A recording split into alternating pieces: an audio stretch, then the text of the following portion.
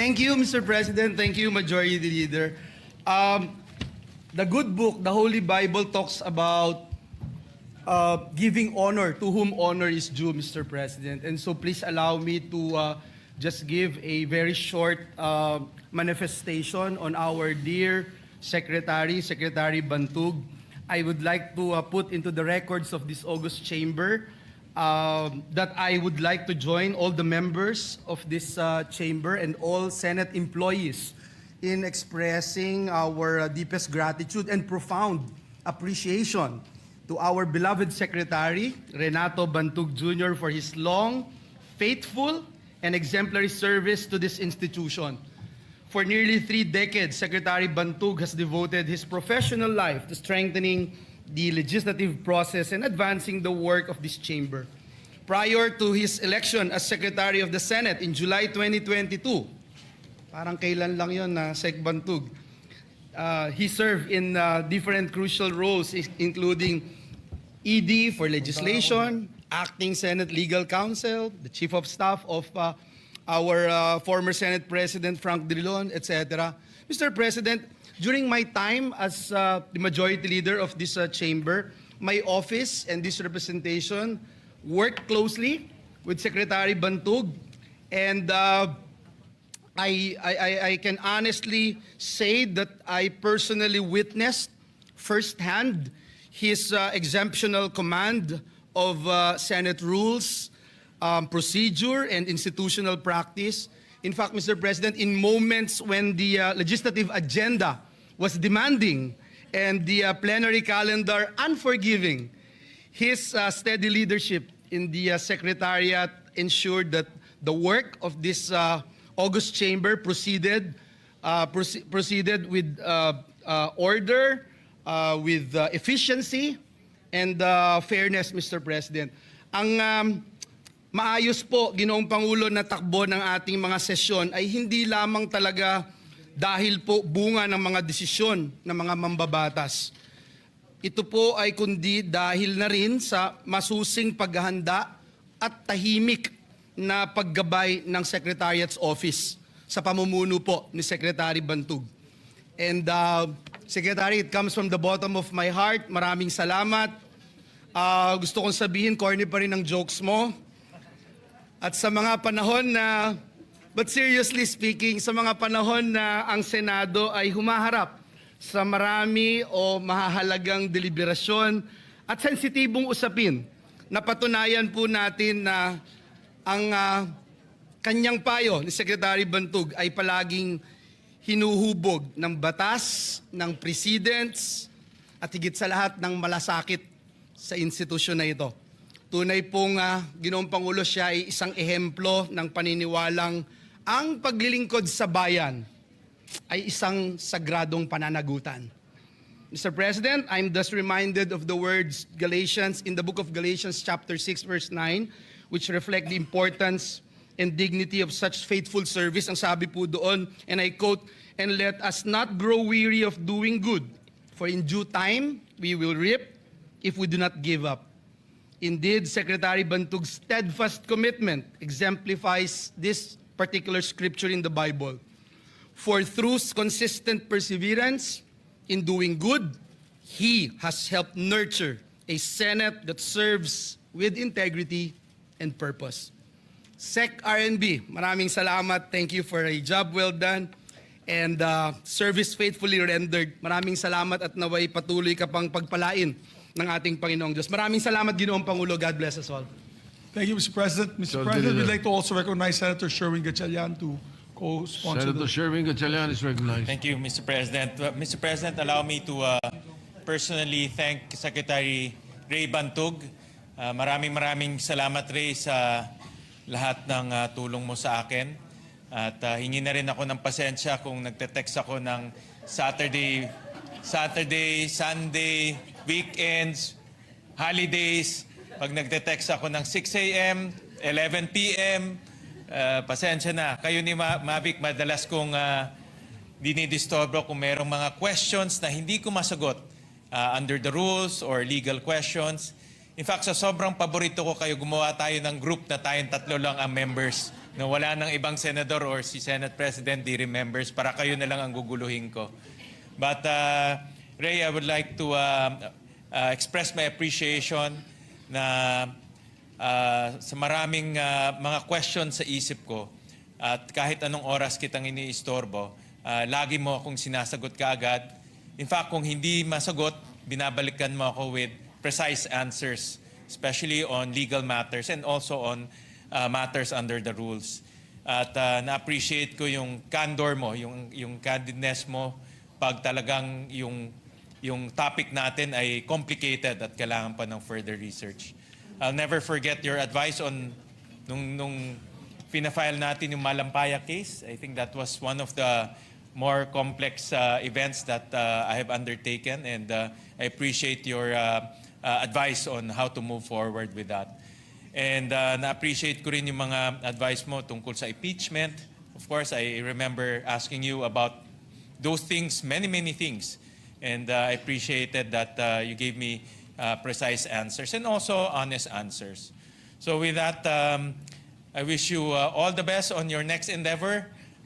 Ewan ko kung bakit ka magre-retire, batang-bata ka pa. No? But I wish you all the best, and maraming salamat sa iyong serbisyo. Thank you, Mr. President. All right. Our deepest gratitude to Secretary Bantog for his dedicated service. May we, Mr. Majority Leader, make all the members of the Senate co-sponsors of the Yes, resolution. Mr. President, but I have to beg the indulgence of our colleagues. Marami pang pong gustong tumayo at Okay. magbigay po ng pugay sa ating mahal na Secretary. May we recognize, yes, Mr. President, let's make all members of the Senate, of course, Yes. as co-authors and co-sponsors of this measure. May we recognize Senator Lauren Legarda. Legarda is recognized. Hindi po ako nakahanda ng isang seconding speech, pero galing po sa puso ang aking pasasalamat kay Attorney Bantog. Kalo ko po ako na ang pinakamatagal dito, or baka si Senate President, pero ikaw pa ay 1995. So nakita na niya ang hugis ng politika at ng Senado mula pa ng panahong yung. Ang maaabiso ko sa inyong retirement na hindi ko naman alam kung talagang magre-retire ay siguro isulat nyo lahat ng inside story ng Senado mula nung 1995, lalo na yung kaisa-isang pinaka-matagal na rito, higit pa sa'yo, isa lang yan. Yung nakaupo sa taas nyo nung 1992. Hindi ko po sinasabi na yung ipasa kahapon sa amendments na geriatric law ay para sa nakaupo sa harap nyo o sa akong nakatayo dito na 66 today o sa inyong magre-retiro na ayon kay Majority Leader ay bata pa kayo sa akin. Kaya alam kong hindi pa kayo magre-retiro. Salamat po, seriously now. Thank you for guiding the Senate through how many Senate presidents and how many Congresses, seeing how many impeachment processes and all the difficult times in our national life. You've been our guiding post. You've been very dedicated Senate public servant. I know that there's much more that you can share with us as well. Thank you for the leadership that you've done for the more than thousands of Senate officers and staff. In behalf of one of the elders in the Senate mula noong 1998. Maraming salamat po, Attorney Bantog. At nagsisi ako, hindi ako tumatawag o nag-text ng Sabado-Linggo. Kala ko kasi nerd na ako. Mas nerd pa pala si Finance Chair Senator Sherwin. Nahihiya nga ako pag weekend. Just a few times I would text or call you or beyond 8 p.m. I did not know he is much worse than me. But babawi po ako, pwede na pala ngayon the next few days man lang, pati weekend magtanong. Thank you very much. Yes, and just for the record, I made a disclosure yesterday about not benefiting from the geriatric law. Majority Leader, Mr. President, may we recognize our distinguished colleague, Senator Robin Hood Padilla. Senator Robin Hood Padilla is recognized. Maraming salamat po, Ginoong Pangulo, at sa ating pinunong mayorya. Ako po ay gusto ko lamang po magpasalamat ng buong puso at kaluluwa kay Secretary Bantog sapagkat sa hindi po kaalaman ng karamihan sa una po nating pagkikita sa opisina po ni Senator Drilon. Ito po yung panahon na inaayos po yung BARM, tungkol po sa BARM. At hindi po ako naharap ni Senator Drilon, pero ako po'y binigyan nyo ng kape, binigyan nyo po ng cookies. Ako po ay kinausap po ninyo. At hindi ko po makakalimutan kasi dahil nagkaroon din po kami ng hidwaan ni Senator Drilon. Pero kayo po yung nagpakita sa akin ng pagiging totoong tao. At nung ako po ay dumating dito, at kayo po yung naupo dyan, natakot po ako. Sabi ko, nako, eto na yata. Wala na yata akong maipapasang batas. Pero sa panahon po ninyo, doon po ako nagkaroon ng napakaraming batas na napumasa. At katunayan po, kayo po ang lagi naming ginagambala ni Atty. Jurado sa mga bagay na hinihingi po namin ng advice.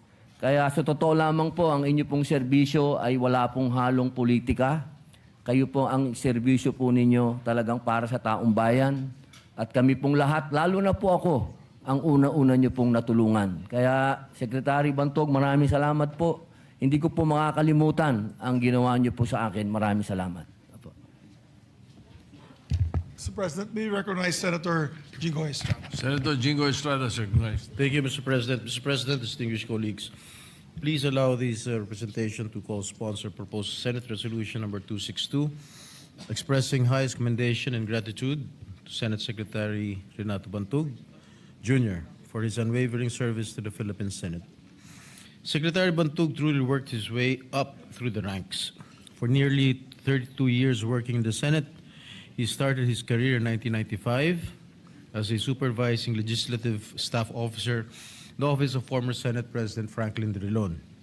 Over the years, he took on more challenging roles, becoming Legislative Director in 2003, Executive Director for Legislation from 2004 to 2022, and even serving as Acting Senate Legal Counsel in 2010. He later served as Chief of Staff to the Senate President from 2013 to 2016, to the Senate President Pro Tem from 2016 to 2017, and to the Senate Minority Leader from 2017 to 2022. Today, he continues to serve as the Secretary of the Senate in the Philippines, a position he has held since 2022.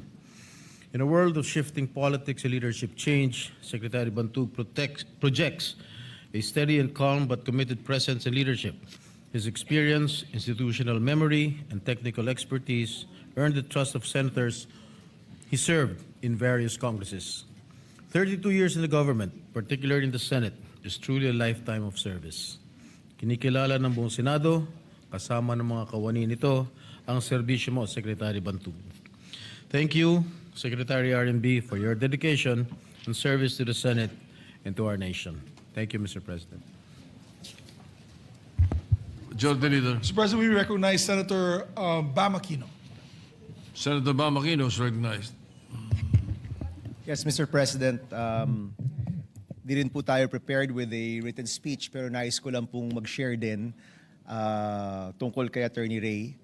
Pinag-usapan na po ang kanyang professionalism, pinag-usapan na po ang kanyang excellence, pinag-usapan na po ang kanyang kakayanan. Ang isa po sigurong hindi pa na pag-uusapan masyado yung kanyang kindness. No? Marami ho dito alam naman na matagal rin po tayong wala sa Senado, 6 na taon. At sa mga panahong yon, kapag may kailangan po dito sa Senado, may kailangan i-clarify, may kailangan pong asikasuhin, si Attorney Ray was there. Kahit wala na po tayo sa Senado sa taong 2019 to 2025, Attorney Ray's kindness was always there for myself and my staff. Kapag meron pong kailangan tulong, hindi po siya nag-aatubili na tumulong. He never hesitated to support all of us. And siguro po, as a testament today, masasabi ko po, Attorney Ray, I wish you all of the best in your new endeavors, in your next endeavors. At makakaasa kayo na yung tulong na binigay niyo po sa amin, ganun din po yung pagmamahal namin sa inyo. Thank you very much, Mr. President. Maraming salamat. Majority Leader. Mr. President, last but not the least is Senator Risa Ontiveros. Senator Risa Ontiveros is recognized. Salamat po, Mr. President. Secretary Bantug is a true professional, one whose dedication and integrity have earned the trust of generations of senators.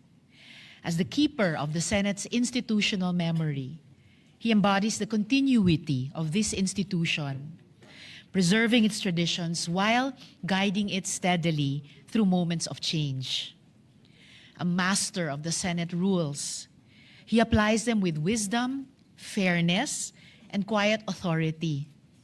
Never for advantage, but always in the service of order, deliberation, and the dignity of the Senate. Nung minority senators po kami, nina Senator Frank, Senator Kiko, Senator Bam, at yung iba pa naming mga kasama noon, Sec. Ray helped guide the minority in principled opposition, cognizant of the rules and, at the same time, committed to the highest principles of justice for the country. Through his work, he has strengthened not only our proceedings, but the institution itself. Marami pong salamat sa iyo, Sec. Ray. Hindi ka namin malilimutan.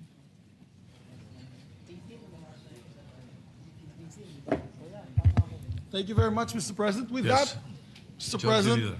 and all members are made authors and co-authors of this measure, I move that we approve PS Resolution number 262 honoring and expressing our deepest commendations and gratitude to Secretary Renato N. Bantug Jr. for his outstanding work and service to the Senate of the Philippines. I so move. Any objection?